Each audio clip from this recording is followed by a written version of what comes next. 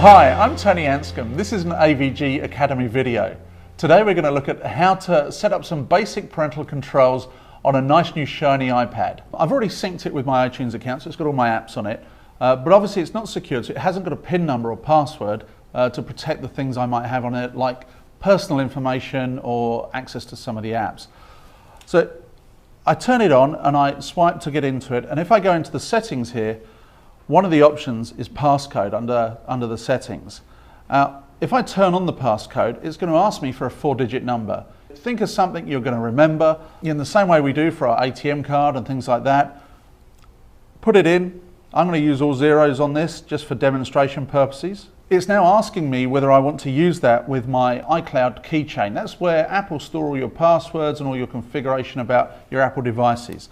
So I'm going to say don't change this because I'm demonstrating this to you. And there you go. Now we should have an easy to access passcode set. So if I now swipe to turn on, there we are, I've got to enter the passcode. That's step one of securing the iPad. So the next thing we're going to look at is how to set some restrictions on things our kids can do on the device. So if under general, you can see I've got restrictions here. If I click on restrictions, first thing it needs me to do is enable the restrictions.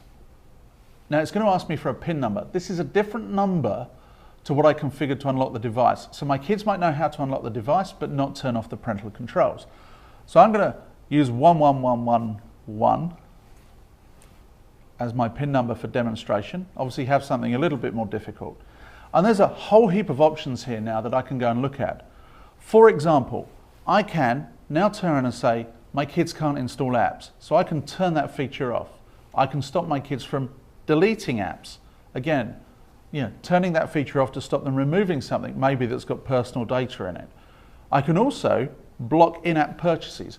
Super important, this one, because if your kids are playing a game, a lot of apps will start asking your kids about, oh, upgrade for this level or buy these extra coins or whatever. So turn the in-app purchases off. It means anything that needs to in-app purchase, they're going to have to come back to you as the parent and ask for permission, which is a good place to be.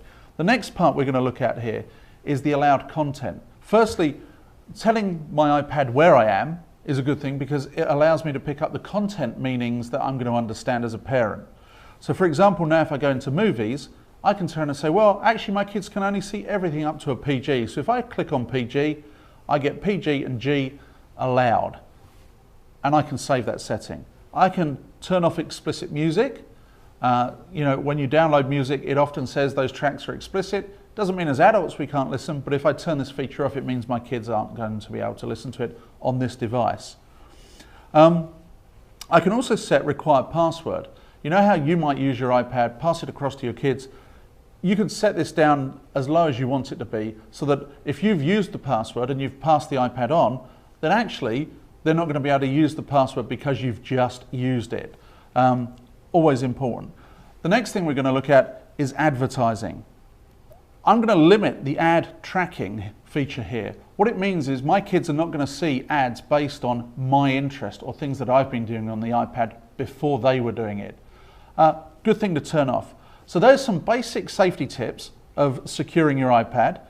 I would recommend going through all these different restrictions in your own time and setting this the way you want it to be set. So congratulations, we've set up those basic parental controls and your iPad is a bit safer for your kids. I'm Tony Anscombe, this is an AVG Academy video and we look forward to seeing you next time.